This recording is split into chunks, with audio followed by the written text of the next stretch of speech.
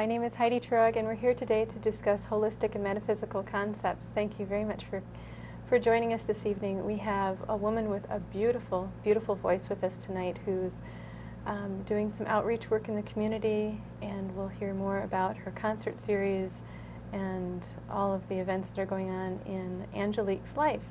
Angelique, thank you very much for being here. Thank you for having me.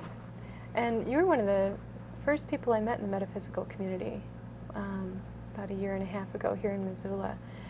You've been in Montana for quite a while, though. How long have you been in Montana? Well, I basically grew up in Montana, born in Oklahoma, but lived all of but a few months of my life there. So I don't consider myself from there. So Montana, and in the Missoula area, mostly? Only in the Missoula area since about '86, actually. But that's a while. Yeah. And you practice a healing modality that many people may not have heard of before. It's called toning. Yes. And how did that, what is it and how did that start for you? Well, toning is a form of singing. Most people might relate to it as a free-form style of singing. Okay. I'm an accomplished vocalist. I've been singing ever since I could talk. And however, toning entered my life only a few years ago, and really coming to understand how that is different from just singing. Mm-hmm. Toning typically has no words to it. Okay. It is merely just sounds or tones. I find that when I'm toning for someone, I sometimes will be making sounds and tones that I wouldn't ordinarily be able to make, or I wouldn't necessarily know how to recreate. So they truly come to me as I'm guided to receive them, and I'm just the instrument or the vessel, if you will, for the tones to come through for whoever or whomever I happen to be asking for them for. And so you do this both for individuals and for groups? Yes, I do. And I've been in circles where you've led the toning and almost everybody else has joined in. I don't know where we're all inspired from, but it's a really beautiful sound to get a whole group doing it. And you've told me this before in private about the philosophy around the tones. Now, didn't you say you'll specifically be guided to do certain notes for that person? Yes, music and tones basically affect different parts of our bodies. It affects all of us. Music is a universal language. You know, it doesn't matter how old you are, how little you are, how young you are, what religion you are, what nationality, where you come from. Music is a universal language, and it touches all of us, and it touches us in our hearts. And it's a very powerful vibration, and when we use it with the intention of using it for healing, it empowers that vibration even more. So tones themselves affect and correlate with our senses, our organs, and our bodies. Okay. And when I'm working with someone, for example, I will ask that I be sent the tones that they're needing for the moment. And oftentimes when I tone for someone, they will feel in their body as I hit different tones, kind of where those tones resonate. Mm-hmm. And healing, the healing sounds travel very quickly. The tones travel very quickly to the parts of the body that need the healing and balancing. So people will feel immediate shifts? They're not always aware of it, but yes, it does happen, and often they do feel it, yes. And is it okay to ask who's guiding you? I feel very angelically guided. Okay. When you hear me tone, it's definitely from the angelic realm and the healing angels, and that's who I get the tones from. That's who sends me the tones. And during the break, we are going to hear an example of your practice, which I'm looking forward to. Yes, I'd like to tone for you. Okay, thank you. And it seems that your practice is expanding really rapidly. You're getting involved in a lot of different, like I said, outreach programs. And yes. I wanted to show this. We're going to save this for later, but I think this is going to be pretty key to how people can connect with you. Now this is a series of, can I say concerts? Yes. That will be happening, and the title is Healings, and you don't have a space yet for it. No, we don't. We're looking for just the right space to hold a monthly concert. Okay, so it'll be a monthly concert, and what day of the week do you think? The first Tuesday of the month is our target day. And do you think this is going to be starting September, In October? September. In September. Yes. So we're filming this the end of August, so this is only a couple weeks away. Okay. And as soon as you know the place, how can people find that out? They can certainly call me, and we can provide that number. And what's your phone number? It's 721-7258. 721-7258, and we'll be giving that out a couple more times during the program. And other than that, there will be advertisement going out on it. Okay. Flyers and posters and postcards and some media coverage as well. And what else will be included with this? Will be you toning, and will there be other things going on? Through the course of the months to follow, there will be different musicians at each concert donating and providing their talents and time. Okay. And how long do you think they'll last? Will this be an hour or 2 The concert itself is about an hour, but we're leaving an extra half hour to an hour open at the end of the concert for one-on-one nurturing time and healing time. And so if anybody has any ideas about a space for you, they're encouraged to call? Yes. Okay. Yes, please. Okay. Yes. And before we get to more of the toning, I wanted to just backtrack a little bit. You've also performed here in more traditional capacity through community theater? Yes, with the Missoula Community Theater here, MCT. Yes. And what have you done over there? Well, I've done a variety of different shows. For about the last 13 years or so, I've been involved, although this last season I did a couple of shows, and it was the first shows I'd been able to do in about 7 years. But that, of course, is a love of mine, singing and dancing. So I feel very blessed that I've been able to be a part of that community service. It's been very fun. And now, the toning for you, has that led to personal healing as well? Yes. Do you want to speak a little bit about that? Yes. Okay. I apparently chose, for whatever reason, I think so, that I could have been on both ends of the healing spectrum, needing to heal myself and then in turn empowering others to do self-healing work as well. I've had some major physical health challenges, and however, I'm well now. And nutritionally and all of those other things, that make up something other than the spiritual healing that we do, I've been battling with and seeking, for most of this lifetime. However, it's been the music that really has carried me through. And the toning itself, I now know how to go and get rid of the little aches and pains and even emotional, imbalances and things that we all experience on a day-to-day basis. And I ask for the tones, and I get the tones, and I vocalize them for myself as well as others. And yes, it's part of my daily healing. And now, from personal experience, I know that getting a toning session with you is a blessing. But you also teach people how to tone for themselves. Yes, in fact, I love it when we can teach each other how to do our own work. It's not a hard thing to do. It's something that most people start out doing in the privacy of their own home or their shower or their car or something, If you're not a singer, it's a little bit more foreign to a lot of people. But yes, in the lectures and workshops that I do, and even one-on-one sessions that I do with people, I teach and empower them to do their own healing through toning. And that's what you were saying is about your daily practice. Yes. For yourself, getting rid of your aches and it's part of my meditation time and my nurturing time for myself. And do you think that makes a big difference in your life? Huge difference in my life. Yeah. Yes. And you've been in times in the past few years when you haven't given that to yourself?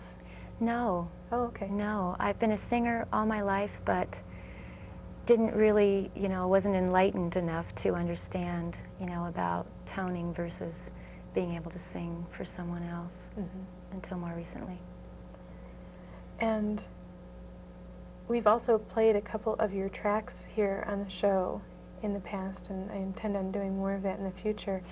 And I wanted to show people one of your big projects in the last year is called Healing Sounds of Love with Angelique. And you actually came in and toned for us live on one of the first shows to help set the tone for the entire series, and we really appreciate that.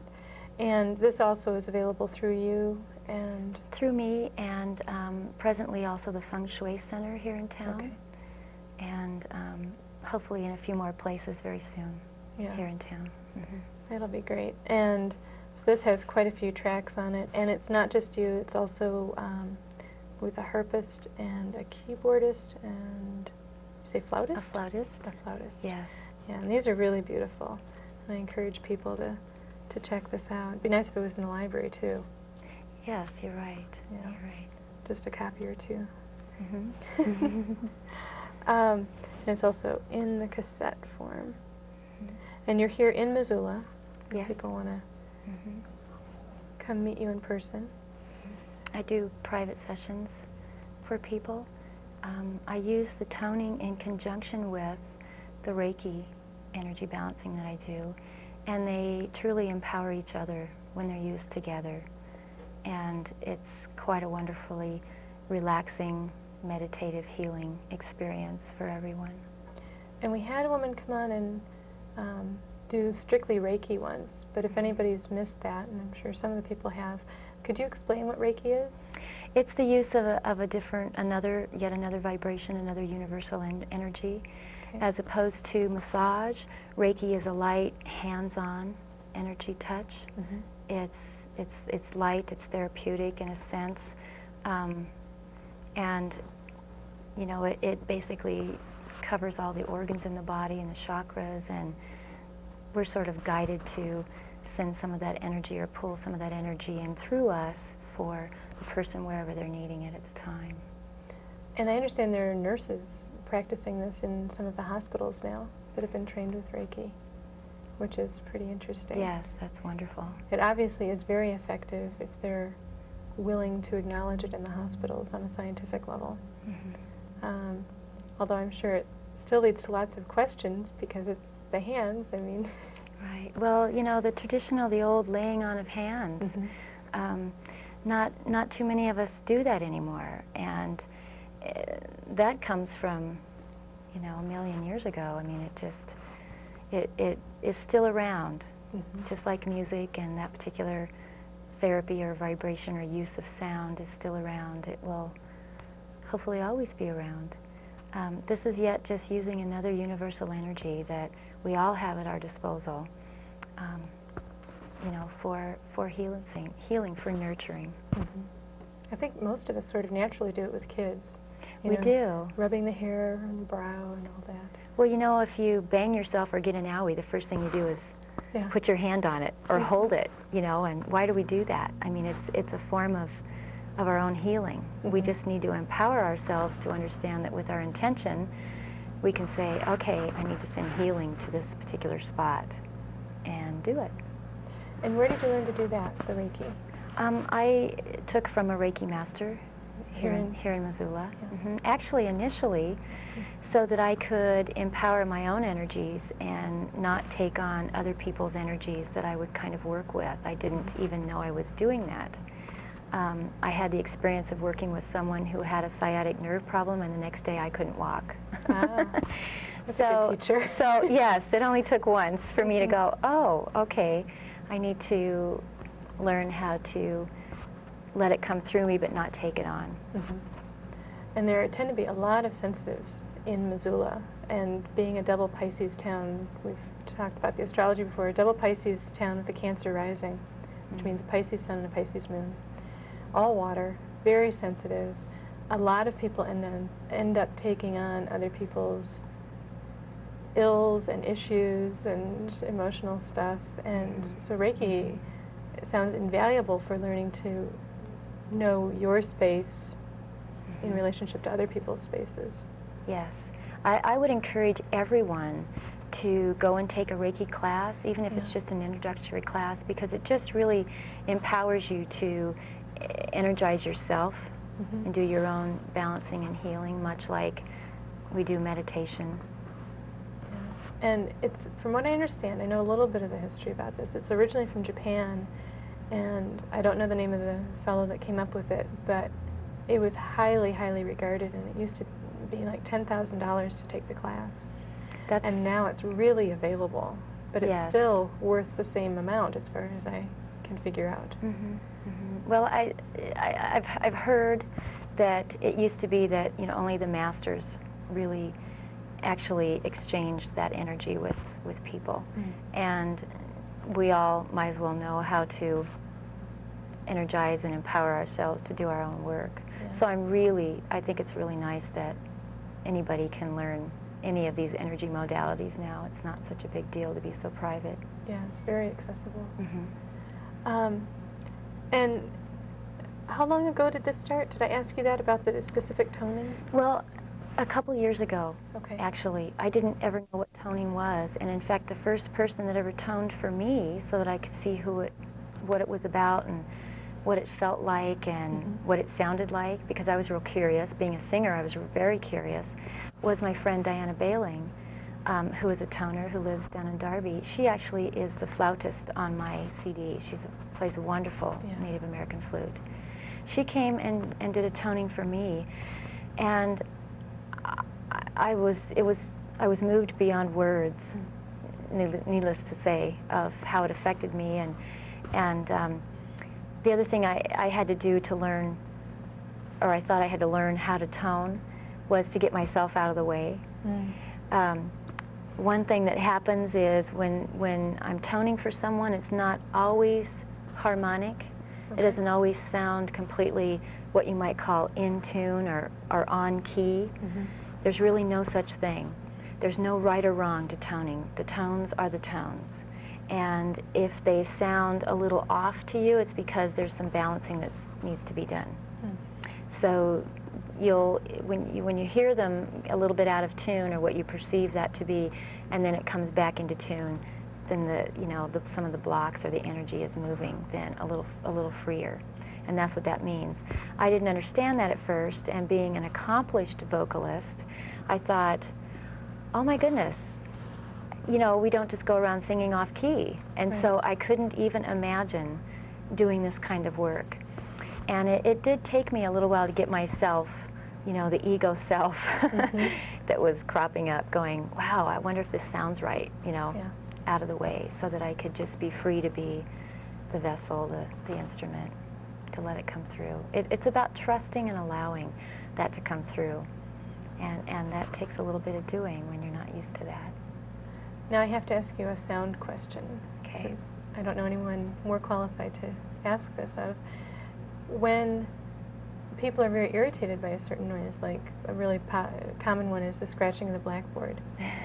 Is that a blockage in their own being, or is that just too close to the dog range hearing? No, that's just our human ears going, that's not pleasant, that's not harmonious, that's not balancing for my being. Okay. You'll notice how different types of music affects you. When you're looking for music to affect you in certain ways, it's easy to find, whether you're looking to get hyped up or relaxed or energized or whatever. That's the kind of music you seek. Yeah, no, there's nothing wrong. There's nothing wrong with that. Nothing wrong with us when those things happen. I was just thinking, I do similar things to what you were saying about letting yourself go past it. A lot of modern singers don't sing exactly on key, and my mother had perfect pitch and would always point out, and now I do it. I'm like, they're off key. Turn the channel, they're off key. That's funny. Yeah. Now, on a more ego-conscious level, when you meet somebody, because now you've been doing this for a couple of years, do you have a feel already for this person needs an A minor in their life?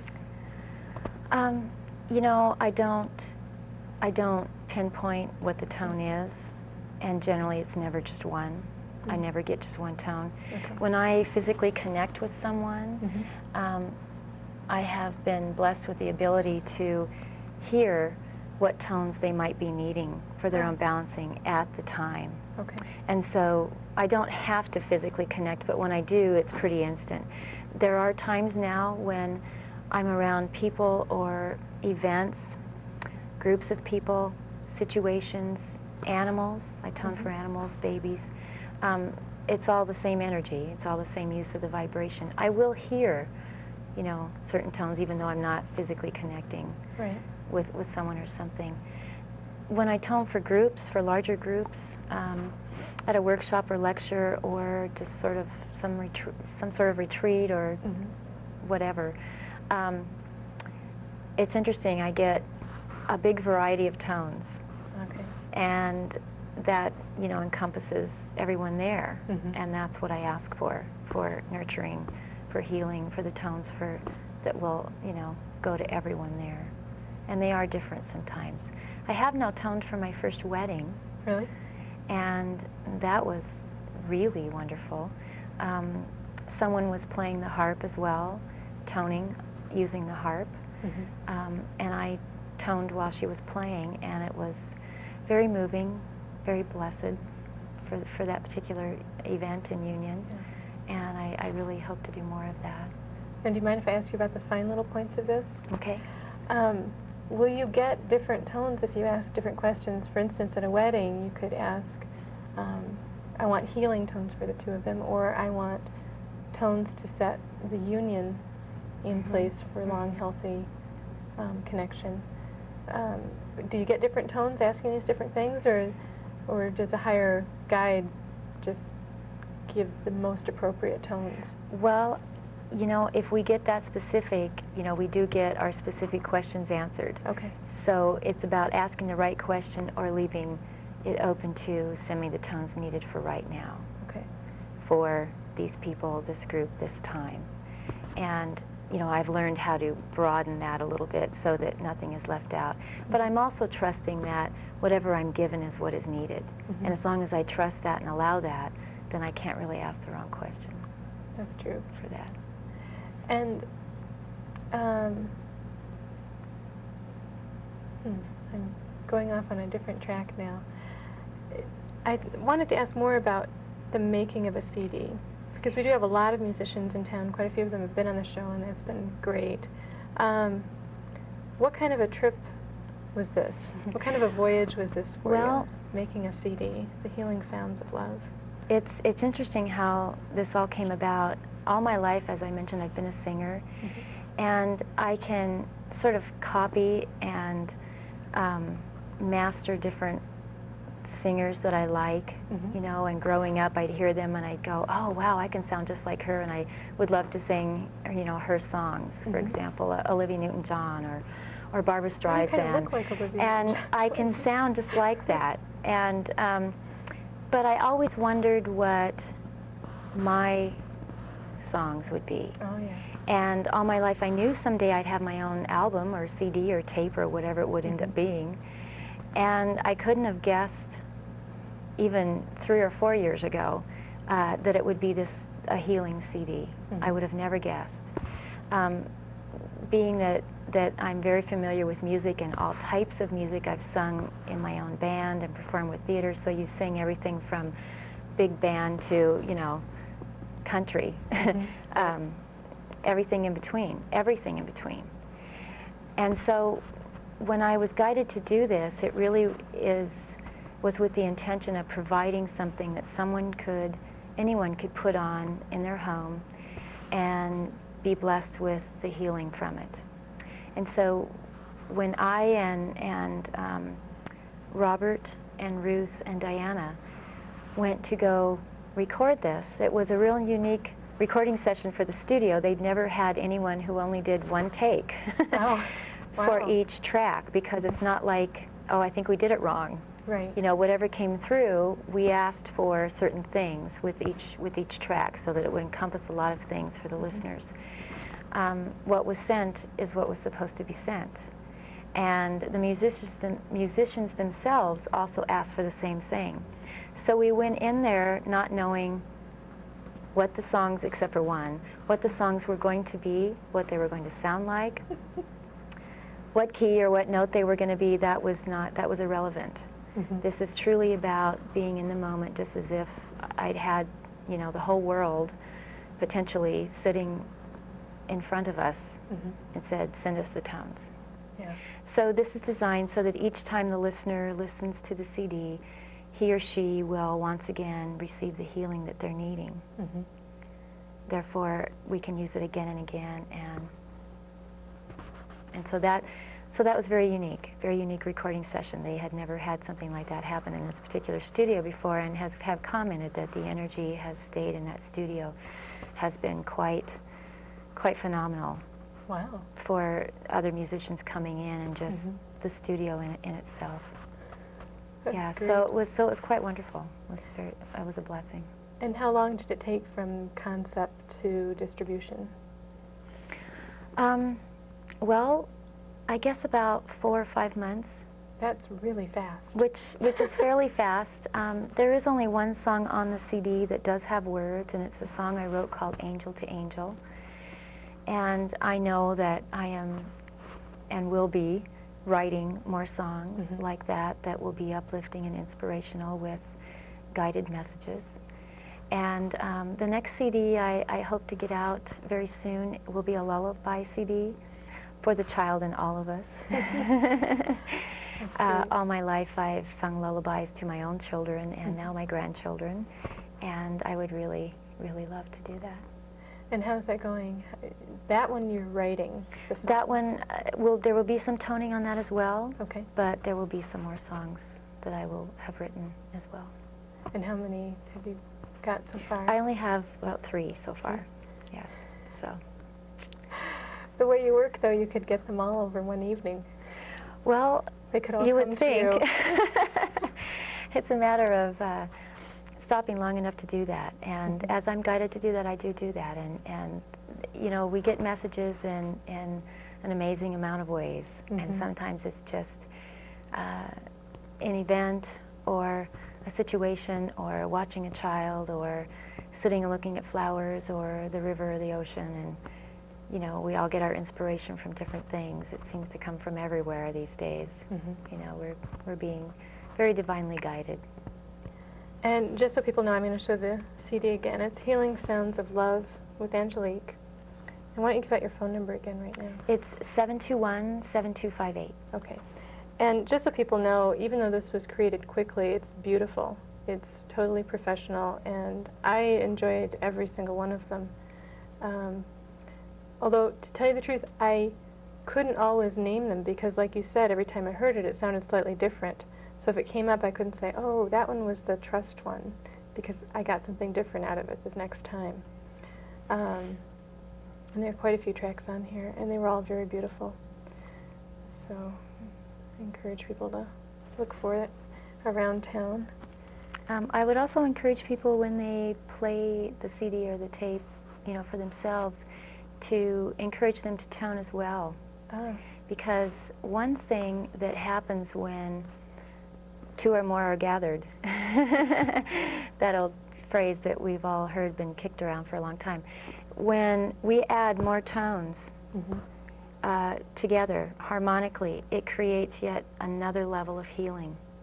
So I always encourage people when there's several of us, or I'm leading a toning group or a toning circle or toning for an event, that I invite anyone and everyone to also please jump in and tone as well. There are no wrong tones. They're all as they should be, and they all empower each other and increase the energy. So I would encourage people to do that. And I've been at a number of events. In fact, for one of my talks, you did the toning, which sets the tone for the event. And I think almost all of that's been on a volunteer basis for you. What other types of events have you toned for? Well, I do private sessions for people in my own home, as I mentioned. Right. And I do sessions for people via the phone when they can't come to me. And I also go to people's homes when they can't get out. If they're unable to get out, I will come to you. weddings, funerals, christening. There are just, if you can imagine anywhere where you would be playing music that is an uplifting, angelic, nurturing type of time, I could be there. That's where the tones will be. That's where they could be done. And I don't know if you've had time to implement this, because I know a lot of inspirations have been coming to you quickly lately and new doors opening. But at one point you were talking about doing it with children with chronic illnesses? Yes, I have had the opportunity to work with a couple of mothers here in town who both have autistic boys. Oh, okay. And it was very interesting that both of these boys do not speak, and they cannot even hold eye contact with anyone. And when I go and tone for them, they immediately bring their attention to me and come to me and will start toning. Wow. It's the most incredible communication. And so I've been able to help these families with ways to communicate with them, where they are having trouble communicating with them. So playing music or toning themselves brings instant contact for them with their children. So I would really love to work more and more with children, yes. And about the new concert series that you're doing, is this inspired? Do you have ideas about how this will help people, or are you just going on your inspiration that this is the thing to do? I was given the vision actually over a year ago of myself actually toning for large groups of people, and I sort of went, oh, okay, well, whatever, and didn't really know what that was going to be about, and didn't actually see the venue for that yet. And it's come to me off and on, you know, when you get guidance that is divine guidance, it sort of nags at you until you go, okay, I'm paying attention now. So recently, just in the last, I'd say 3-4 weeks, it's been so strong that they've actually cleared my path of other things, so that I have this to focus on right now. They being the angelic guides. Yes, they being the powers that be. Because this is very needed now, and the timing is right. People are really looking for a way to de-stress from their day and their activity and find balance and harmony and creativity in their lives, and more love and more nurturing.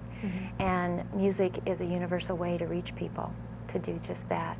So these concerts will be provided with local musicians, all donating their time and talents.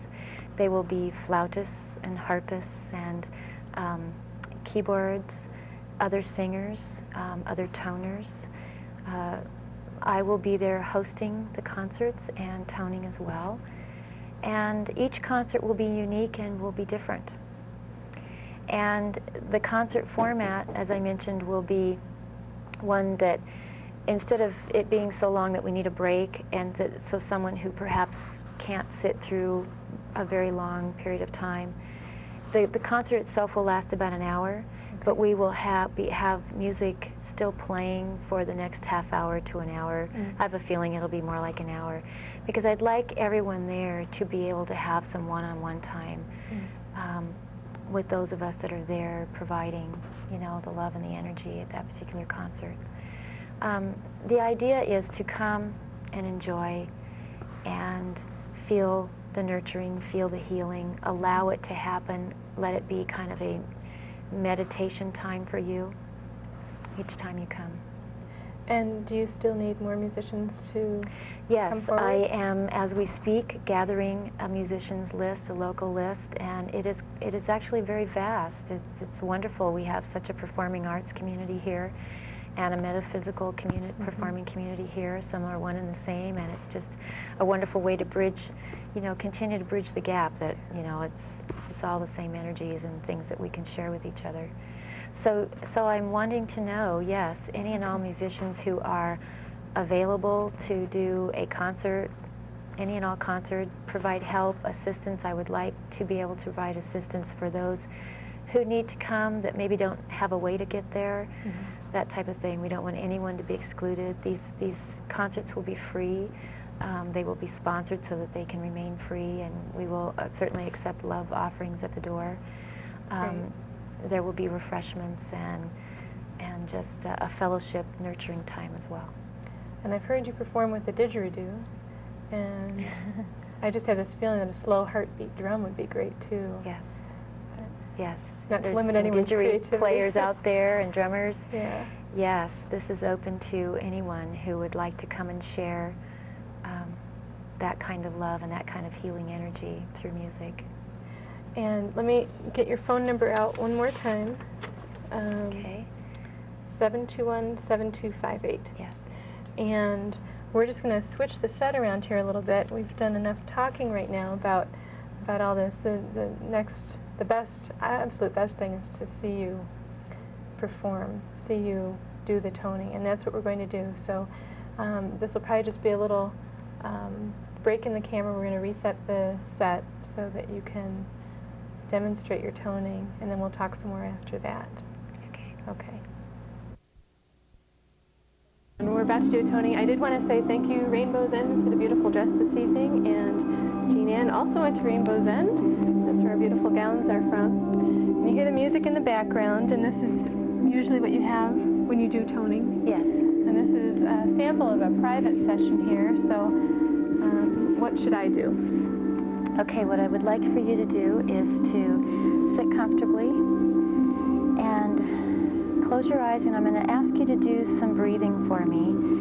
And whenever I ask you to breathe, I'd like you to do a succession of 3 breaths where you inhale slowly through your nose, hold it for a few seconds, and then exhale, blowing out your mouth. And the idea is for you to exhale, releasing tension so that you can gain a deeper relaxation for me. And anytime I ask you to breathe, that's what I would like you to do. Okay. Beyond that, it's just a matter of you being right where you are, and I will move around you slightly, although not a lot today, and I will be toning off and on for you. Okay. Okay? When I'm through, I'll ask you to breathe again. All right. Okay. So let's do some breathing together.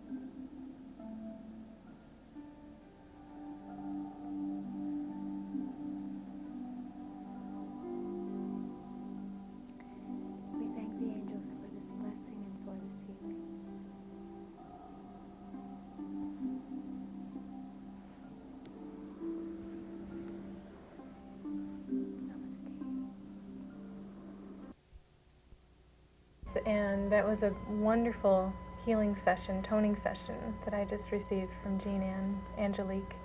And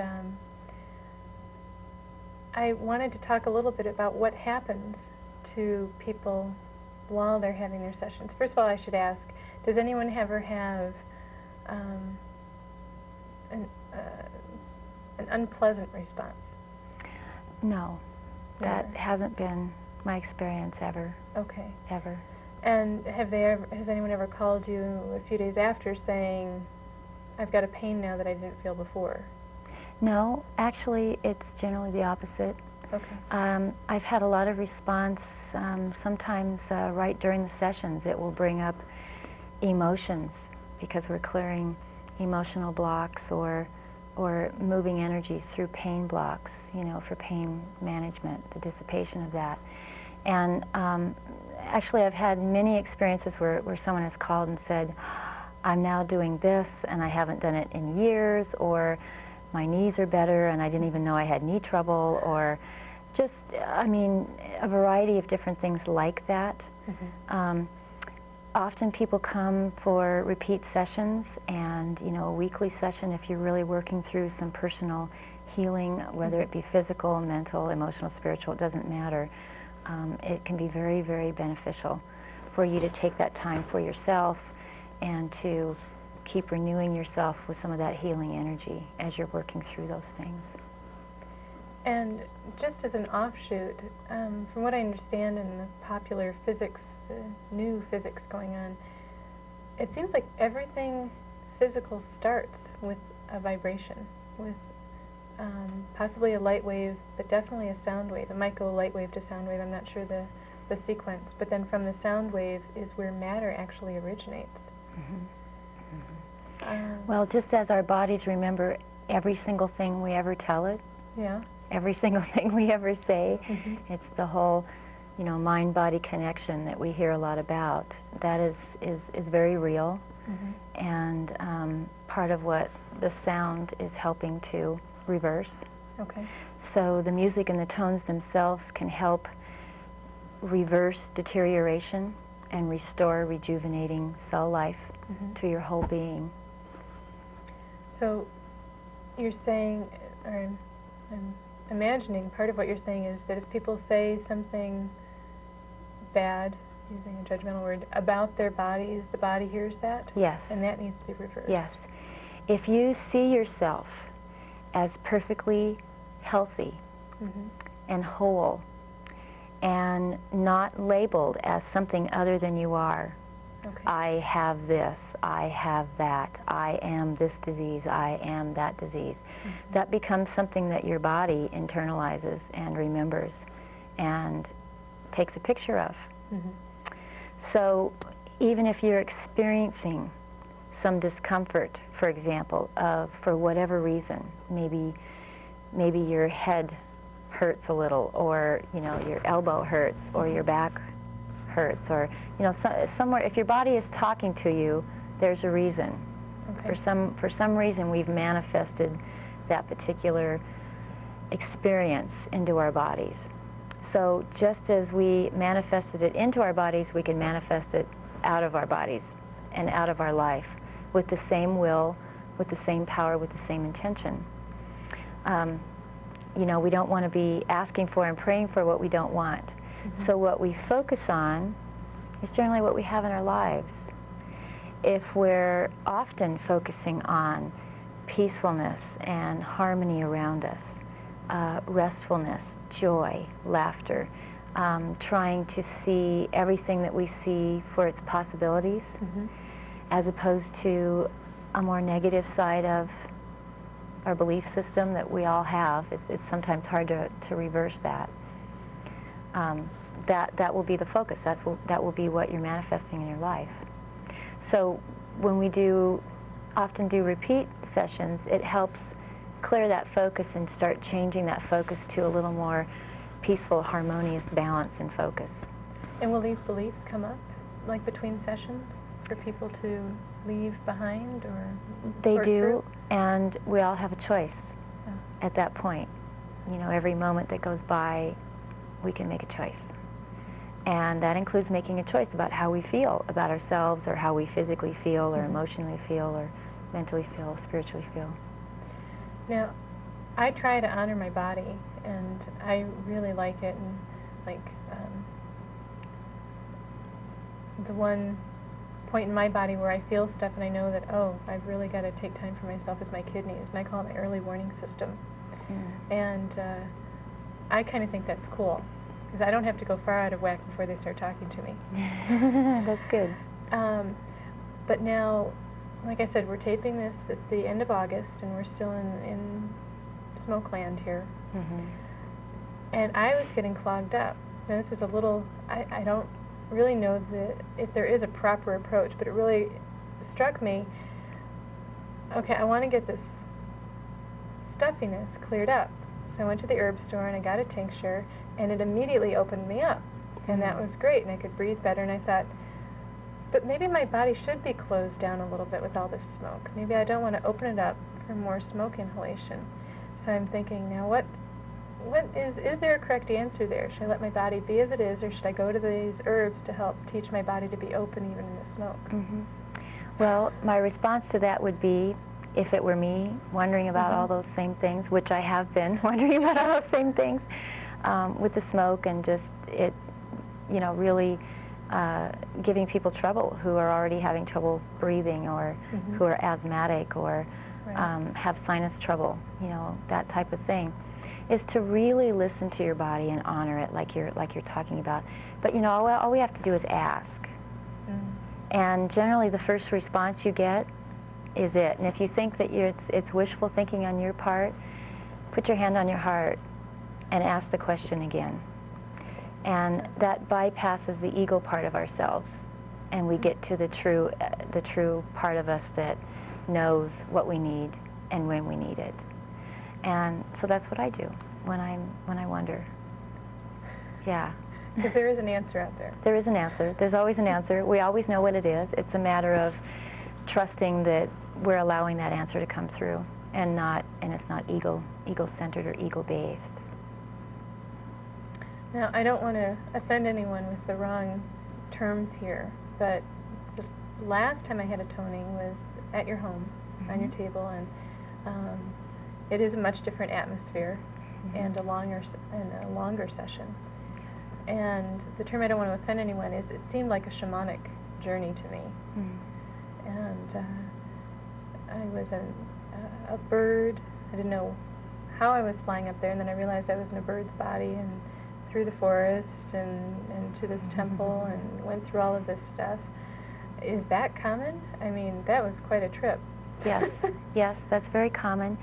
And only when the person who I'm working with is able to allow themselves to release and let go enough to not be thinking about anything else, to clear their mind and to clear their body and to be in the moment and let all the experiences, all the visions, all the things that they think of that come to, you know, that come to them, if they let it come, it will come. And so that's not, you know, that does happen.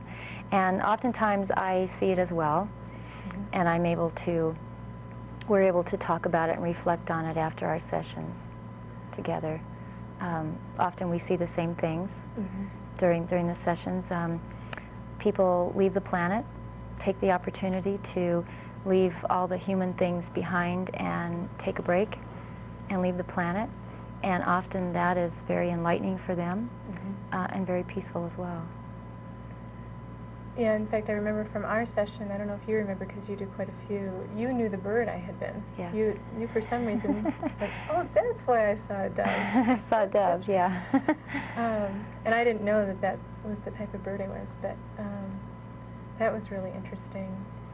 And just let people know, if they go this course and try this out, you went around my body, and on the first part, I was just getting rid of clutter from the day and enjoying the sounds. I was like, yeah, that's really pretty, and I still have to figure this out and this out. And there was a lot of stuff going through my head. By the time you got to my feet, I had taken care of business and on to better things. You were off.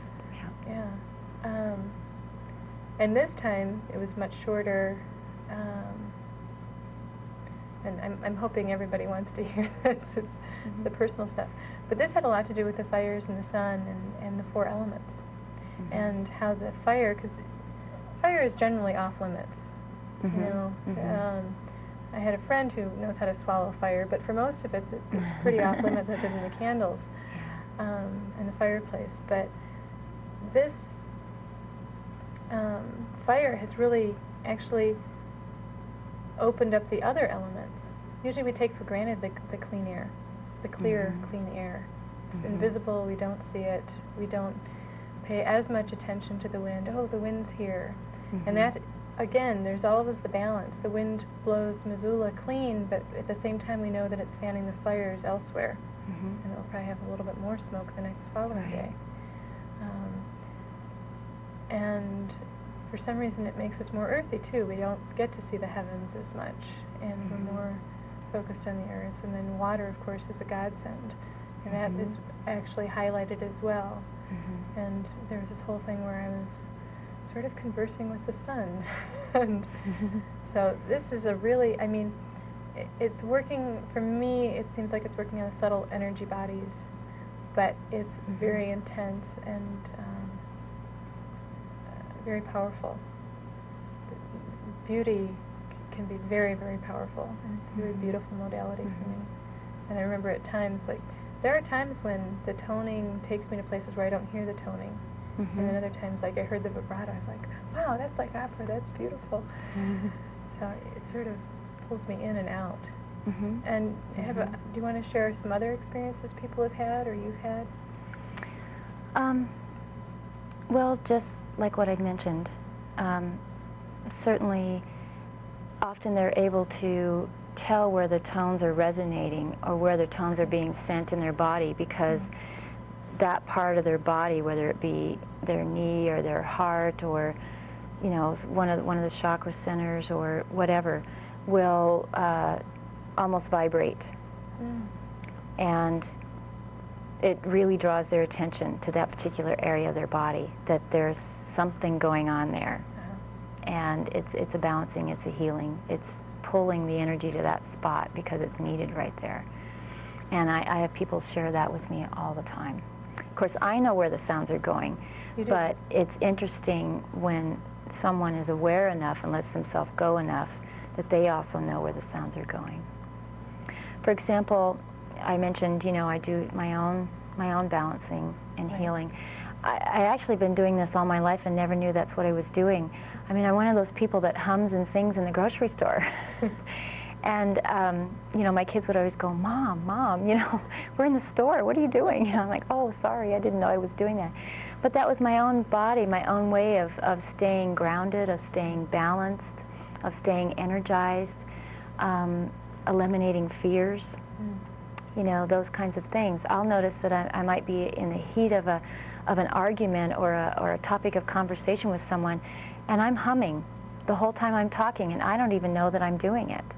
So really if you find that you do that, we need to just allow that. And I do have people say to me after they've had a session that then when they come back for the next session, they can kind of get themselves out of the way a little bit. They're not so much paying attention to what I'm doing or what they're hearing, as then they're letting themselves feel it more. And not that it's going to make a difference on how it affects them, but just for their own mind-body connection, it becomes a little stronger for them to understand what's happening.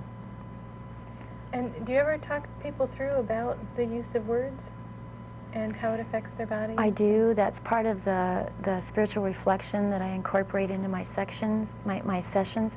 We talk a little bit before and then a little bit after, and, you know, kind of about issues that they might want to address and things like that, yes. And certainly I cover that in workshops and talk about that. Because, you know, the power of sound is also the spoken word. So when you're empowering yourself with sound, it needs to come from you vocally. So when you do toning for yourself, or when I do toning for myself, it's that much stronger a vibration because it's my own voice.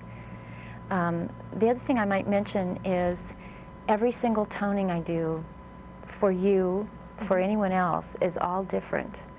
Right. They're never the same. They will never sound exactly the same. They will never be the same length. Most of the sessions I do for people are about an hour, maybe closer to an hour and a half by the time we have a chance to talk before and after, and then the session itself. But certainly not to feel slighted if it doesn't go quite that long or something like that, because it is what it is, and what is needed for the moment will be sent through me for the person. And just to get a hint of your vision, how do you know where the tones are going? Do you see it, or are you told? Or I see it. I'm you do told. see it? Both. Okay. Both. Do you see colors with different tones? I do. Often I do, and often they correlate with some of the chakra centers.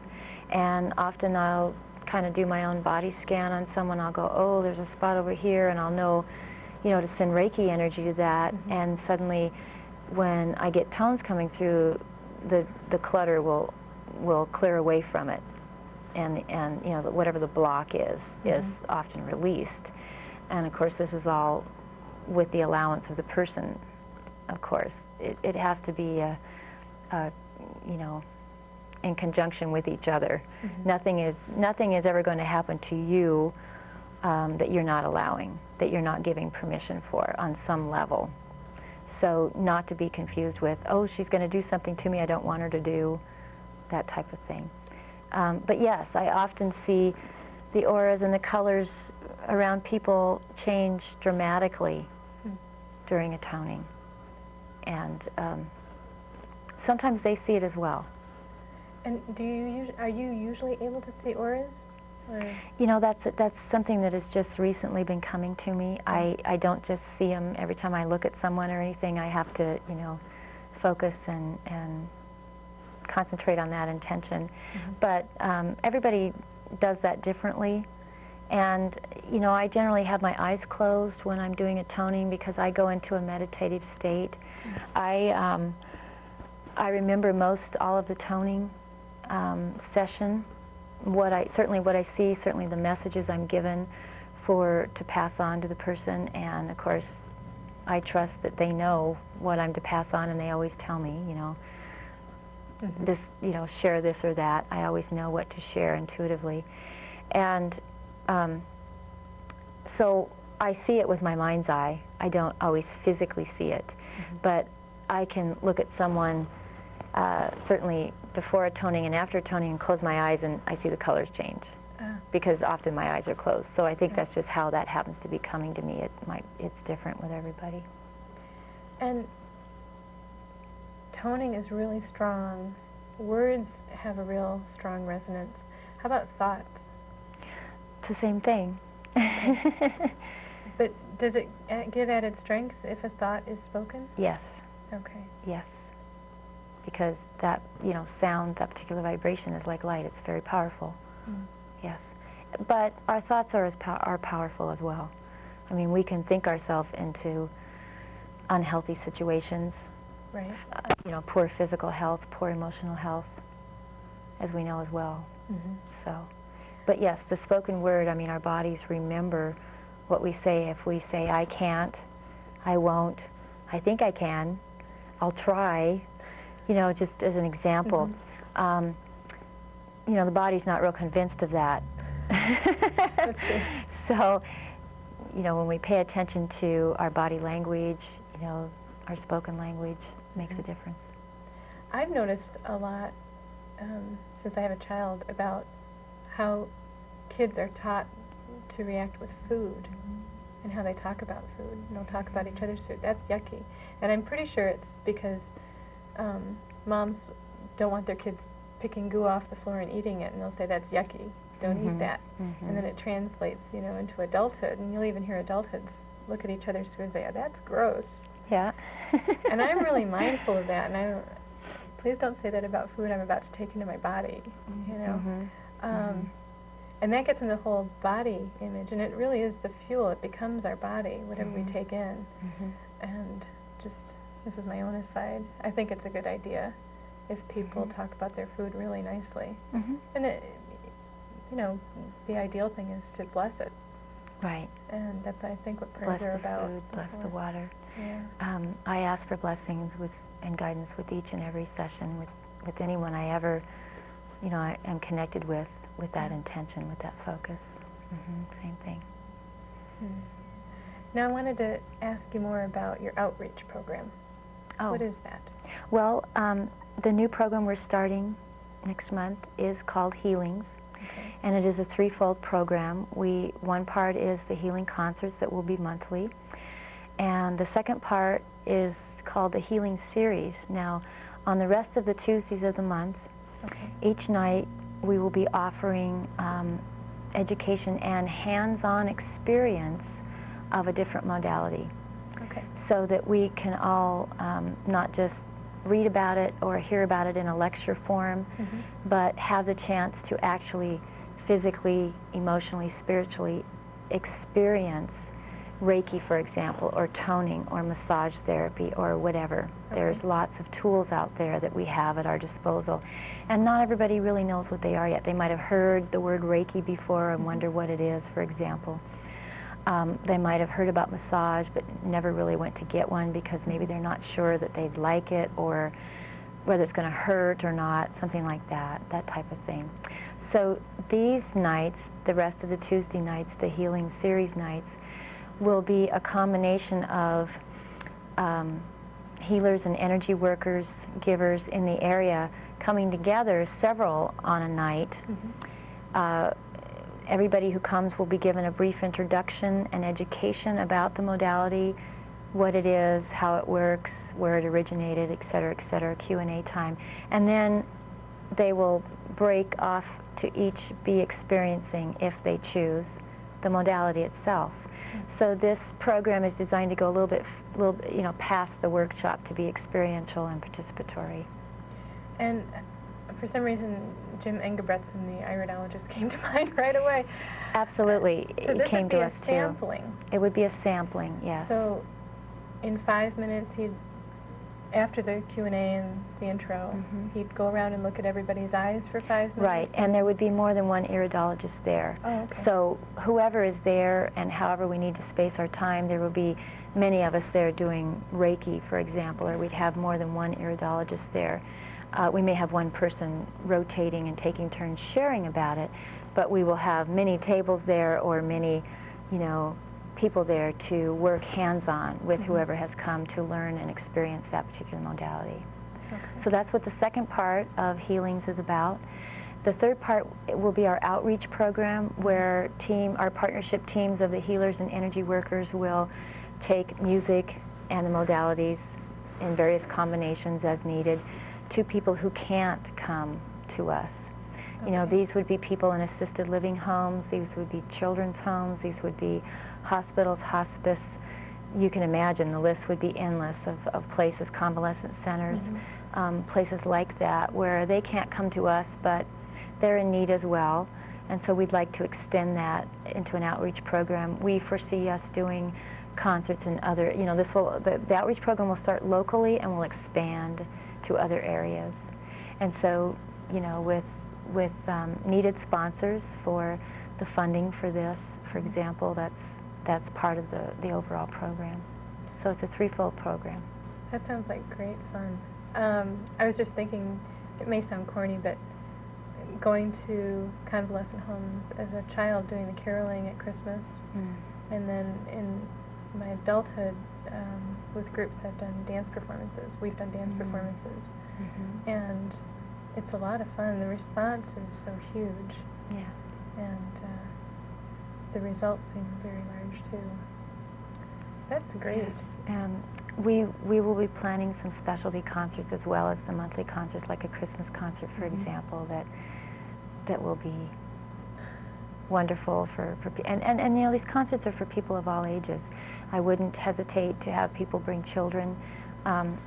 Music is a amazing communication for children as well, and lots of the modalities are as well. If anybody thinks their child is in need, they certainly, are welcome to bring them to the healing nights to be worked on, to be introduced to that particular modality, because it will be a chance for you to do that without going to a clinic or somewhere like the iridology clinic, for example, if you're not sure that that's what you want to do. So you can come and learn about it and experience it. And this would be a good time to give all the information. So this is free, or you'll accept love donations. Yes. And you don't have a space yet. We don't have a space yet, but we're looking as we speak to find a place to do the monthly concerts that has enough expansion within it already to grow that we wouldn't need to move it after a while, because we foresee this really growing. And also for a space to do the healing nights ongoing as well. And we need a fair amount of space for that so that we can break off and have some one-on-one time with everyone that's there. And it could even be in the same building. Yes. Possibly all 4 nights of the month, all 4 Tuesdays. And this will be Tuesdays. The concerts will be the first Tuesday of the month. And then the 3 after that will be the healing modality, learning, sampling, experiential part. And we will be able to provide calendars for the month so that everybody knows what night is going to be what. And there will be programs at the concerts provided so that, you know, everybody knows who everybody is and what they do and a little bit about them. And how do people find out more? What's your phone number? 721-7258. And do you have a website or a web address? I do, but it's not up yet. It's just about to be up. Do you have an email address right now? I do. AngeliqueTones@usa.net. And why don't you spell Angelique Tones? ANGELICTONES @usa.net. Okay. And you're open to musicians calling you, information calls, and yes, healers, energy workers, musicians, and also people who have funds, time, refreshments, can just help us be greeters at the door. Any and all helpers and assistance is welcome and needed. So this is a wonderful project to get involved with. I really encourage people to get a hold of Angelique and see what their place is in all of this. Yes. And I think it's a great idea with the musicians too, because the musicians in this town have their own circle of friends that will then be brought into experiencing a lot of this. That sounds like great fun. Opening it up wide for people. And I might add that the musicians also include singers. I might not have clarified that, toners and singers. Yes. Violinists might be nice. Yes. Musicians that play anything and everything. I would love to talk to everyone. Okay. Yes.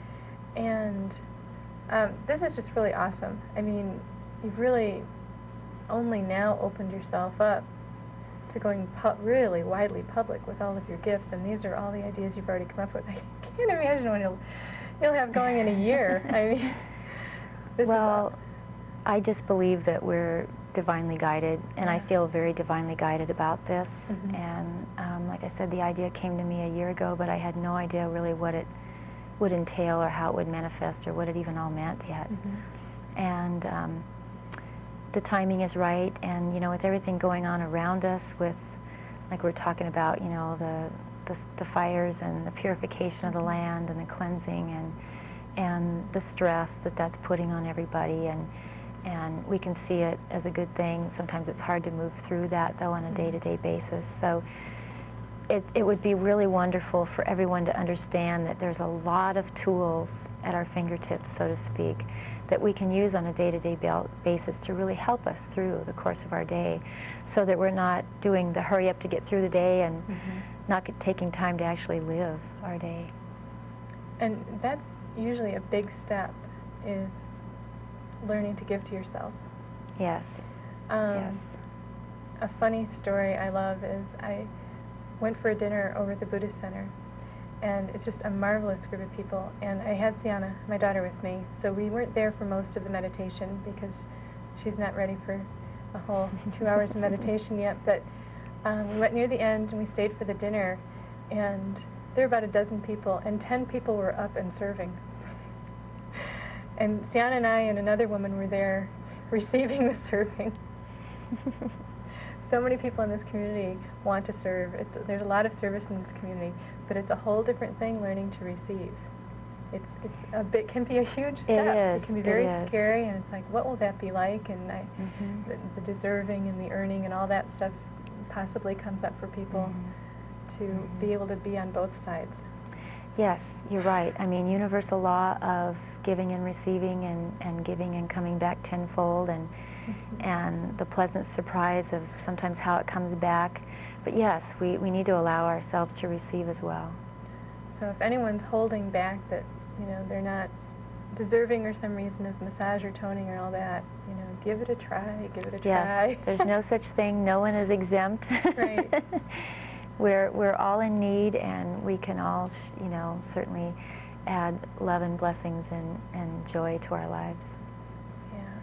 And we're about to play one of the tracks off of your CD. It's called Trust, and it's off of Angelique's CD called Healing Sounds of Love, which is available around town. Specifically, we know right now at the Feng Shui Center, and Yes. soon other places. And like I said, the track is called Trust, and if it's okay, I'd like to ask if it's okay if we dedicate this to the people who are dealing directly with the fire, if that's okay. Yes, I think that's a great idea. This includes the firefighters, the fire jumpers, and those right in the tracks of the fire. And as you can tell, this is a beautiful track. And I love the whole CD. This one specifically, again, is called Trust. And I wanted to bring up one more thing that came up during the toning session we had. We lost our home in the Oakland Hills fire in '91. Oh. And all of that came up in the whole healing process that went around that. And there must have been some fear lodged in my body from all being encompassed by all this smoke. Yes. Stuff came up. So our whole healing process came up during that toning around how we got through the fires. So I really send a lot of love out to the people that are dealing with the loss and what will be the rebirth of new dreams and all of that. And I'd like to also include, the animal kingdom, many of which are in distress. And might mention too that when I tone, I don't just tone for people, I tone for animals, but all of us can tone for ourselves, our children. It's like that's where lullabies came from, for example. But we can send it to situations on the planet as well to raise the energy to a level of awareness so that the planet can heal, so that Mother Nature and Mother Earth can heal what she needs to heal. And we had a guest a while back who said that she felt the fires were a purification process for this part of the earth right now. And I hope that's true, but I have ultimate trust that there's a really good reason for all of this. And hope people can tune into that. Yes. Get the consolation they need and the healing they need as easily as possible. Yes. And it's just been a joy having you here today, Angelique. And Thank you. why don't you give out your phone number one more time for people? All right, it's 721-7258. 721-7258. And your email address one more time? AngeliqueTones@usa.net. AngeliqueTones@usa.net.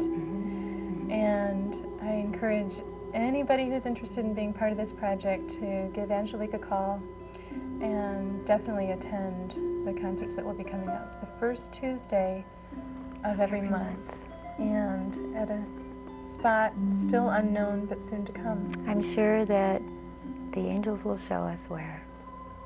And thanks again to Rainbow's End for the beautiful gowns. Yes. And have a wonderful, melodious, harmonic week. Thank you very much for being here with us. Yes.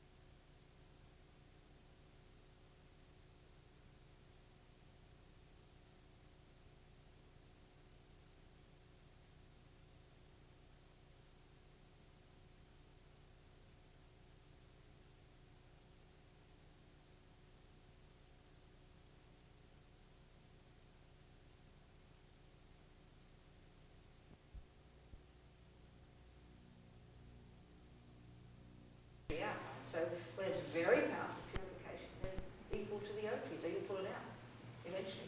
So, but the point about it being definite, it's not in a fixed concrete sense, it's simply given, if you sow a seed in the ground, then it is logical, isn't it? You can predict that if you keep giving it appropriate amount of water and all the appropriate conditions are there, it will definitely be ripen. So you can predict as a gardener, if given that you get the right amount of soil and the water and the sun, that in 3.5 years' time you'll have something looking like that. That's definite, isn't it? Okay, same with karma. So it is definite that karma ripens if you just let the seed sit there and you give it all the appropriate conditions. It will ripen, it's logical. That's what it means by definite. Not that you can't pull it out. Do you see my point? Given the appropriate conditions, it is definite, it will ripen. In the same way they say, if you get the result, you must have created the cause. In the same way, this is a fixed kind of law. Makes sense? But so the point is still purification. The absolute purification is emptiness. When you finally realise,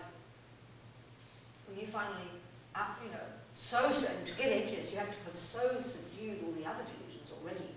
And when you finally realise non-conceptually, they say, the true nature of how things exist, you cut the root of all samsara. You stop creating negative karma from that moment. That's the ultimate purification. That's the major purification. That's when you pull out the root of samsara. All the other stuff, this now is like it's kind of lessening all the branches, subdued. Radically subdued, definitely radically subdued. But absolutely, yeah, absolutely. But absolutely pulling it out completely is when this realization.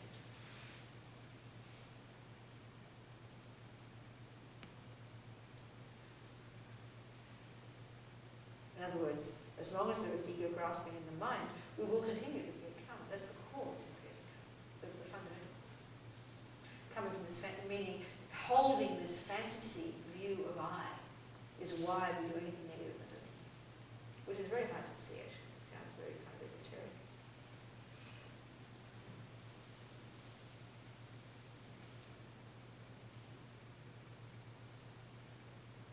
So we can see really, talking at this level, it's just a really psychological thing, which is exactly what Buddhism is. I mean, there are levels of Buddhism that are outrageous, that are so mystical and so, whatever you want to call it, esoteric, all that. But this right, this down-to-earth basic level, it's so important to see it as psychological, which is literally what it is. And what's interesting about Buddhism, calling it a religion, we tend to think of it as really nothing to do with so-called psychology. But in Buddhist terms, it is psychology. Buddha's model of the mind is very detailed and set out very precisely. This whole process of karma is created by the mind, psychology. That's what Buddhism is at one level.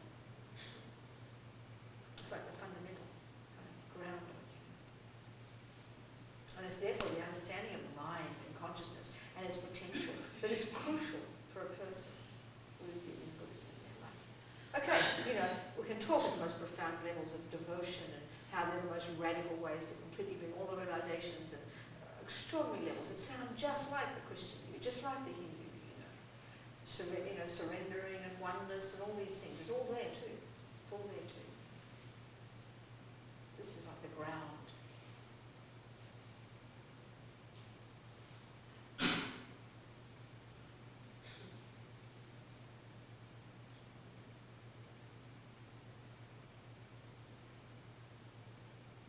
Maybe we could finish by doing one little practice. Shall we do that? Purification by something? We'd like to. Only if you'd like to. Yes, please. Oh, I would just say I'd like to. Oh, that was yes. Good girl. Hey? Come on. She's well done. Okay. So we just start. Just close your eyes, relax, And we'll start with the first of the 4 steps. So let's just start with regret. First thinking. Today, things that you said, done, or thought, that have made a mess. Things that you do regret. Then stuff in this life. And then since the beginning of this time, include everything you'd like to have done. Don't worry about it.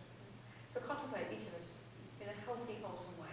Remembering specific characteristic, the first main characteristic of regret. Definitely regret because you've harmed others and have compassion. But then often we have that, but it's often based on, guilty and they might reject me, so I really feel sorry I hurt them. But to really have a strong sense of regret specifically because you do not want the suffering results of this garbage in your mind stream. The horror of it to you is too much. It's like that poison. No way do you want it to ripen as terrible suffering. That's really good, that sense of regret. That's very wholesome. Relationship really. Horror of the thought of the future suffering. You will get. So just think of this way. A few minutes regretting, very specific.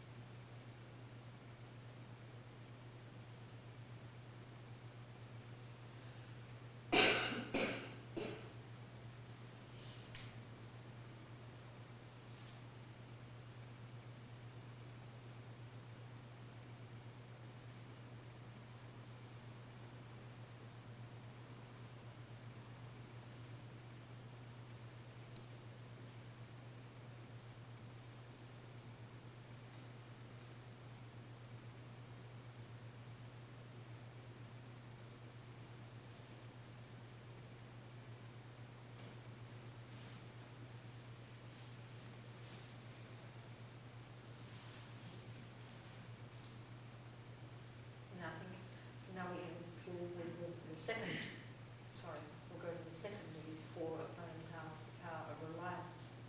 So, to the best of, to whatever extent it has meaning for us, we think of turning for refuge to the Buddha. So, but first let's visualize the Buddha above our crown. So there's really just the Buddha, enlightened energy, in this particular aspect, which is associated with purification. So you visualize, imagine the energy of enlightenment above your crown, in the aspect of Vajrasattva. He's got a white body, he's male, white light body, very blissful, like you see in those paintings of Indian style, sitting in full lotus position, cross-legged on a white lotus.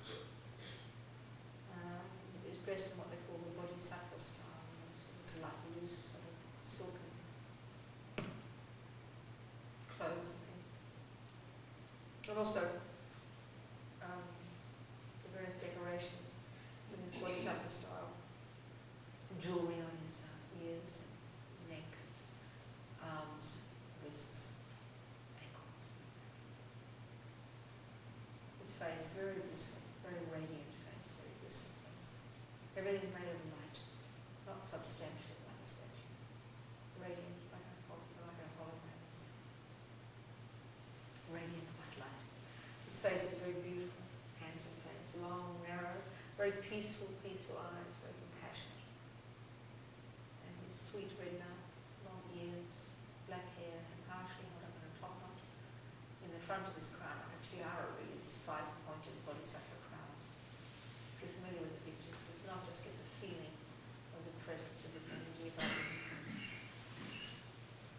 And if you have a spiritual teacher, you imagine that it is their mind, their consciousness manifesting in this aspect for your benefit, in the aspect of Vajrasattva.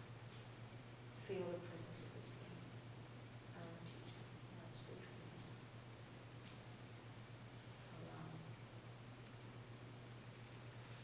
His left hand is holding a bell crossed at his heart, and what this represents is wisdom. The wisdom that realizes the true nature of reality. It brings all the qualities of our own bliss. And the right hand is crossed over the left, holding what's called a vajra, or dorje, Sanskrit and Tibetan. And it just really represents, this particular thing represents indestructibility of method, of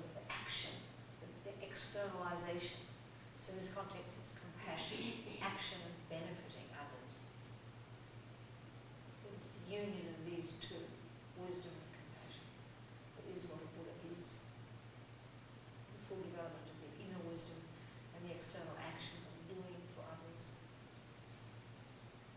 Bodhisattva is representing this radiant energy of our minds.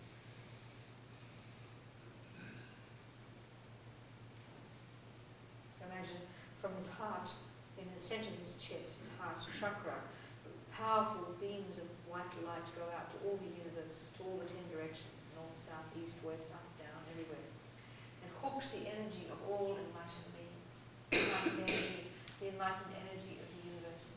This light hooks this energy and brings it back and it absorbs into Bodhisattva's heart. Makes him even more radiant, more blissful. Now representing all enlightened energy above our crowns.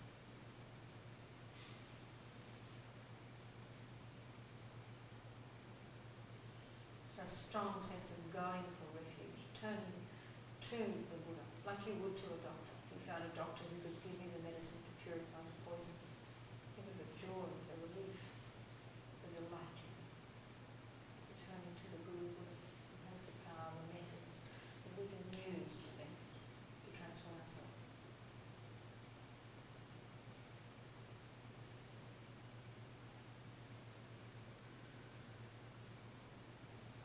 And also this power of reliance, thinking now, sentient beings, the very beings who have over countless lives we have harmed by doing the negative actions that we've regretted.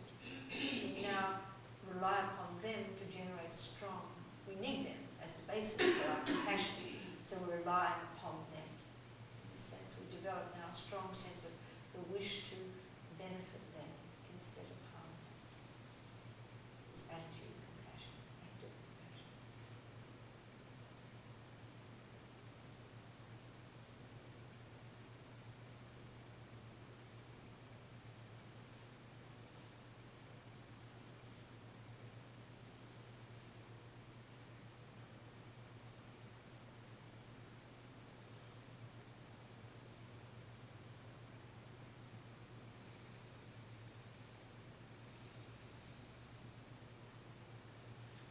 So now the third opponent of power is the practice itself. So you visualize from Bodhisattva's heart, Guru Bodhisattva's heart, he sends powerful nectar, like a powerful hose of energy, like a hose of nectar, so strong.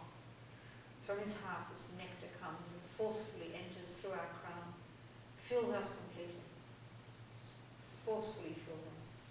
What it does in this first stage of the visualization, or 3 stages we do that, is force out all the negative, the imprints of all the negative actions we have done with our body that have harmed any living being from this moment, since the beginning of this time. In this life, anything we've done with our bodies, consciously or otherwise, that has harmed others. All the imprints of all this negative energy just is forced out through our lower orifices in the aspect of inky liquid. Until eventually you imagine there's just nothing left of this blissful, radiant nectar feelings.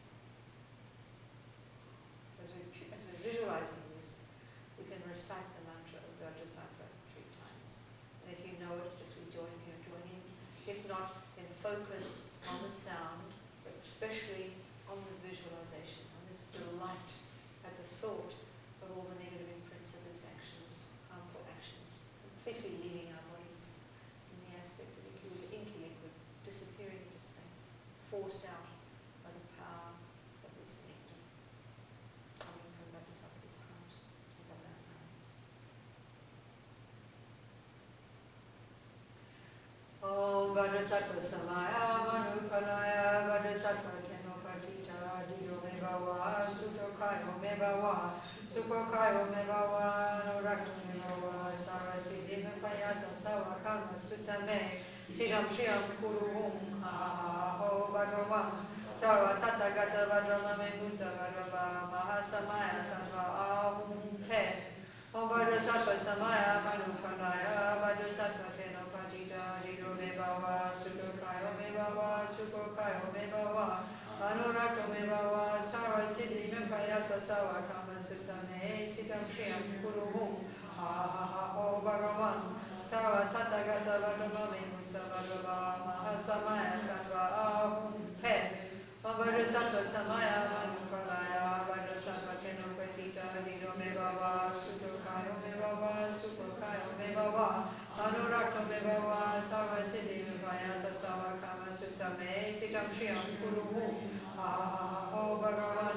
Sarva tathagata vajramami mutsavajrava mahasamaya sattva ahum pe.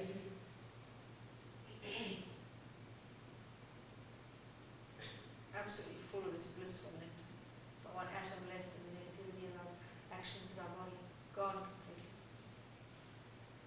And imagine now, not possible that this body can do anything but benefit others.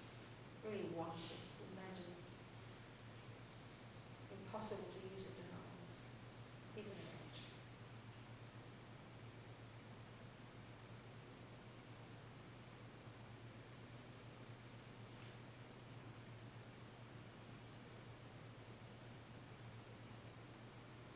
So now again, Guru Vajrasattva very compassionately from his heart chakra sends this powerful nectar, this hose of energy that enters our crown, fills us completely. And this time it forces all the negativity created by our speech, whatever harm we have done to any being with our speech, it forces all this negative energy up towards the surface, like when you turn on a tap and the junk in the glass in the sink rises to the surface, doesn't it? Falls, comes out through the top. Same here now. This nectar forces all the negativity of the imprints of the harm we've done with our speech since the beginning of this time through the top orifices of our body, disappearing in the aspect of inky liquid. Not one atom of it left. Gone, gone completely. Imagine this. Wanting. Vajrasattva Om Vajrasattva Samaya Manupalaya Vajrasattva Teno Patita Nino Mevava Sukakayo Mevava Sukakayo Mevava Anurakta Mevava Sarva Siddhi Mepayaka Sarvakama Sutame Sikam Shriyam Kuruhum. Ha ha ha ha ho Bhagavan. Sa Tathagata Vajramami Mutsavajrava Mahasamaya Sattva ahum pe. Vajrasattva Samaya Manupalaya Vajrasattva Teno Patita Nino Mevava Sukakayo Mevava Sukakayo Mevava Anurakta Mevava Sarva Siddhi Mepayaka Sarvakama Sutame Sikam Shriyam Kuruhum. Ha ha ha ha ho Bhagavan. Sa Tathagata Vajramami Mutsavajrava Mahasamaya Sattva ahum pe. Vajrasattva Samaya Manupalaya Vajrasattva Teno Patita Nino Mevava Sukakayo Mevava Sukakayo Mevava Anurakta Mevava Sarva Siddhi Mepayaka Sarvakama Sutame Sikam Shriyam Kuruhum. Ha ha ha ha ho Bhagavan. Sa Tathagata Vajramami Mutsavajrava Mahasamaya Sattva ahum pe.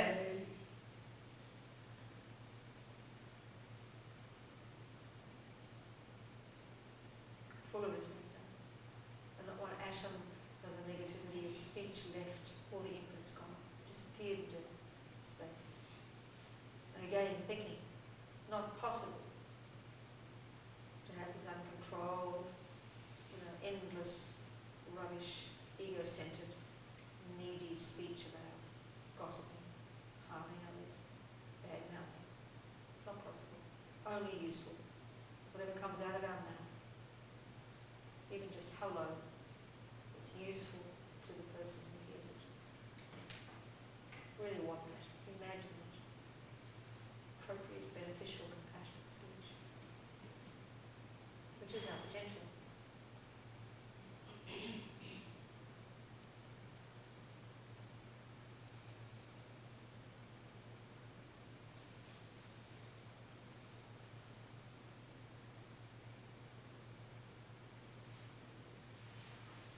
This time now, Guru Vajrasattva sends light from his heart chakra, more subtle energy, beams of light, like laser light, white light. Powerful beams that enter our crown. They instantly, when it comes to our heart, just like when you turn on a light in the room, the darkness is instantly dispelled, isn't it? No choice, there's no argument for the dark. Boom, light is just there, like that. This light instantly dispels the darkness of the imprints of our negative thoughts, negative delusions, the source of the harm we do with our body and speech, and the source of our own suffering. instantly gone, these imprints of the mind, all the way down to the ego grasping, this fundamental misconception of I, this illusion, which gives rise to attachment, anger, jealousy, pride, and all of this.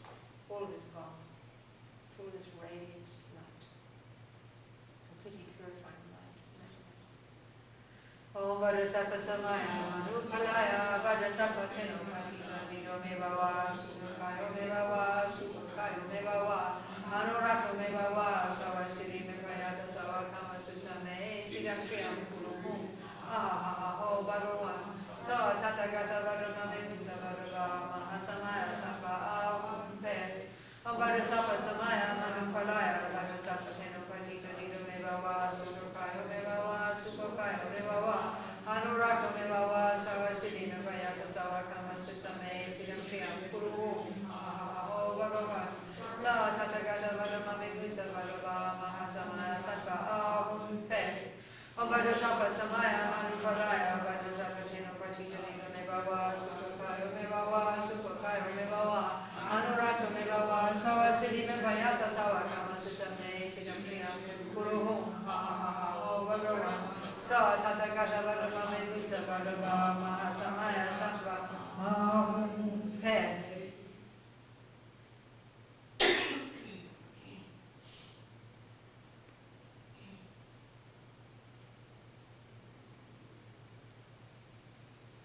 Mind completely purified,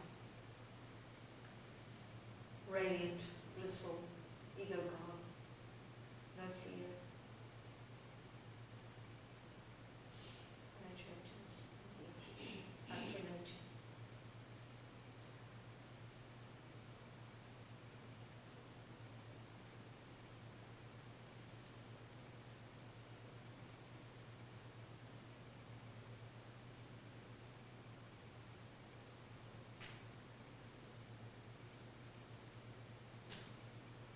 So now the fourth abiding power, strong determination, the power of the promise, strong determination to not do these habits, these actions. So there are some actions that we can say definitely the rest of this life I will not kill another living being.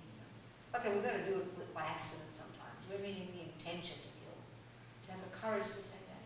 I will not lie. I will not steal. These actions. I will not gossip. We can say promise. And if we can't for the rest of our life, say even for 5 minutes, determination, I will not. This is how we change. This is how we change. There's no other way we change. This is how we change. Usually we feel so hopeless, like we can't change. It's because we haven't made the determination, that's why. Because we think it's concrete. Because we give it power that it doesn't have. It's simply a habit. And we know habits can change.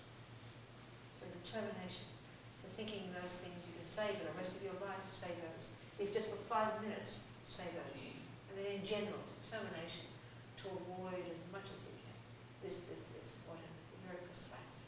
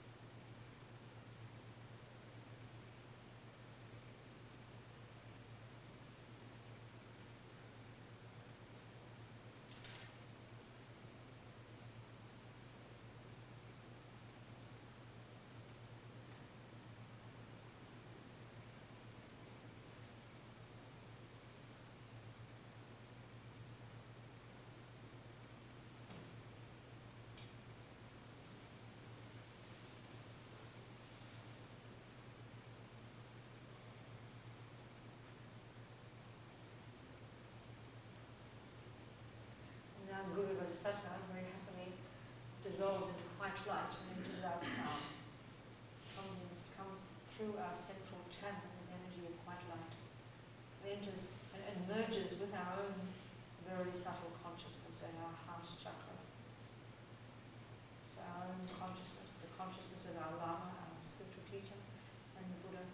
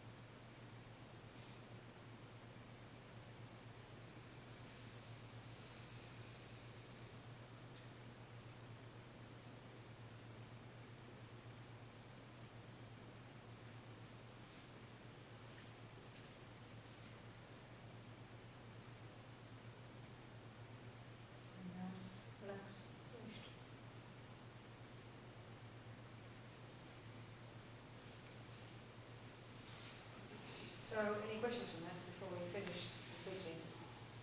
Does that make sense to people? Does that not make sense?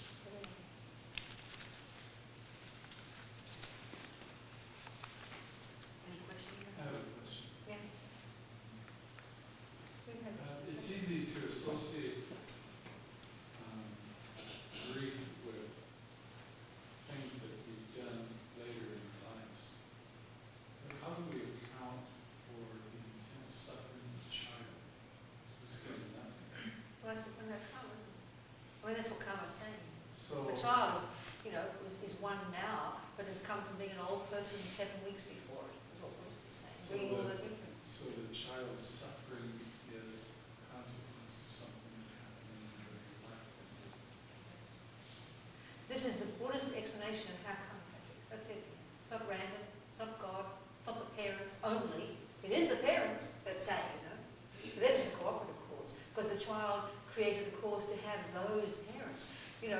From my past life, due to my habit and my strong karmic connection from how many lives ago, with those particular parents, that karmic scenario ripened, and my consciousness went zapping, boom, straight back to those people. And then there they are, these bunch of junkies or these mean, nasty people who hate me and brutalize me, due to my past actions, directly to them.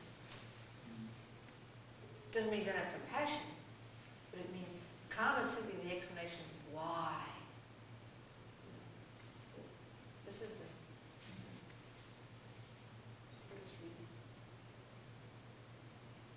It's what's interesting, I think, though, because we seem to have very deeply in our minds now, which comes in Buddhist terms from this ego grasping, we have the strong view of the victim and oppressor mentality. Because we have this view that a person suffers so the father is wicked. So as soon as you think, oh, well, the person's suffering because she harmed the father in the past life, oh, well, she deserves it, so let her suffer. And that's intolerable.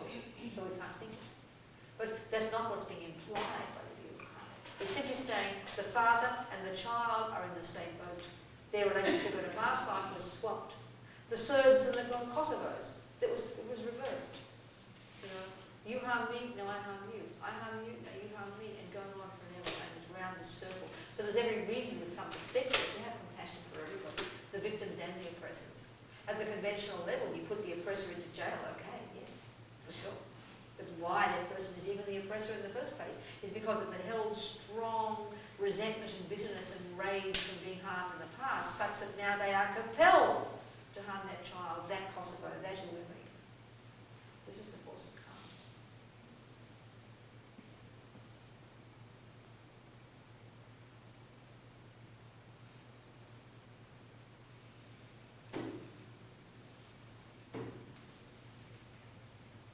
So could you talk a little bit about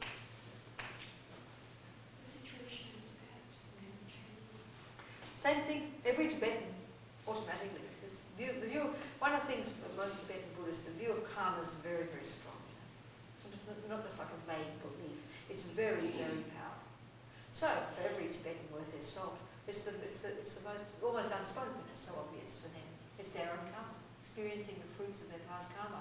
So, what's interesting about this view of karma, when you have it strongly in your mind, there's no question of why.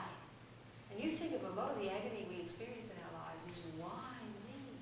We were crazy. We can't find a reason. But the Buddhist reason, so Tibetans, for example, they don't ask the question why me. They know the answer already, so they get along with dealing with it. Which is why they're quite kind of fairly mentally quite healthy, Tibetans. It's interesting. They don't kind of go mad, literally go insane, wanting to know why it happened. Because they have a reason. They might know which life when. You understand my point? But the principle that it's your energy coming back to you, it's your own past actions returning to you.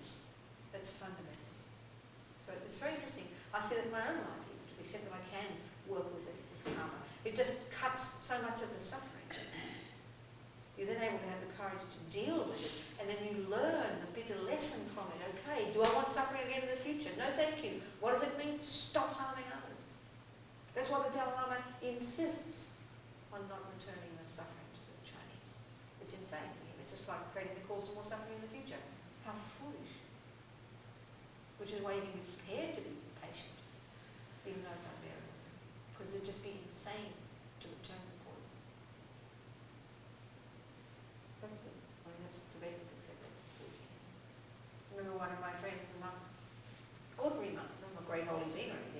young monk, you know, since 17 or something. When he was 17 in Tibet, which is 10 years ago, yeah, 87, they had the first series of big uprisings, you know, since 59. And it was started by the monks mostly, some of the main monasteries in Lhasa. And he was among the demonstrators. And he basically was tortured, imprisoned, got out, imprisoned again, his friends murdered, and then when he escaped and came to Nepal, his father was killed, his brother was killed as a consequence, all these things. In other words, suffering happened. So I remember him telling me about it. And I said, do you ever feel angry? And he looked puzzled at me and he said, angry? He said, why? He said, it's our own fault. Meaning, which sounds shocking for us in the West, he meant it's karma. Why be angry? How stupid, you know? Anger is usually the impotent sense of, oh, and how dare you do this thing to me who is an innocent victim. That's what anger is. But he doesn't have that view. Anger wasn't one of his responses. His heart breaks, tears come, but not anger. It's foolish, because he knows why. It's interesting, isn't it? Yeah. There's a couple of things in regard to this. One is from your tradition, one is from mine. Yeah. One of the things that Dalai Lama says in Healing Anger, which is quite a nice book that I haven't finished yet, Okay. is that doesn't mean that you allow someone to continue to be a bully. Precisely. That's right. And you know, Exactly. if you look at, for instance, the Chinese or something That's right. that stopped their leader from being Yes. bullied way back when, That's right. and That's that right. sort of occurred. Exactly. So that's one thing. Yeah. And he says that anger can be productive in the sense that you use it for the highest. I understand. In terms of causing you to be motivated for social improvement. That's right. Well, I think it's better probably, I mean, he's speaking in a very conventional sense for our benefit, but another way to say that, isn't it, is that what Buddhism is saying anger is in the negative sense is when it's coming from this, how dare you, who do you think you are, poor, self-pitying, righteous me, whereas the genuine, appropriate use of strong action is actually for benefit, not for harming. So it comes from a pure place. It's like the mother, isn't it? No more chocolate jam, and you just won't stop. Because, my asking you kindly didn't work. So now you burst into tears. Oh, Mummy's mad at you. She's not mad at you. She had to use this strong method because it's the only thing you understood. We all know that one. That's then, that's like good anger, if you like. Isn't it? It makes sense. And the difference is, where does it come from? It comes from the genuine wish to benefit, not to harm. And that's completely different. And then the second point is Yeah. from my tradition. Yeah.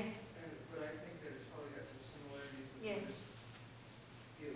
And that is that each of us are given the experiences in our lives that we need for whatever our dharma is going to be. And part of Who gives you that experience? God, you mean?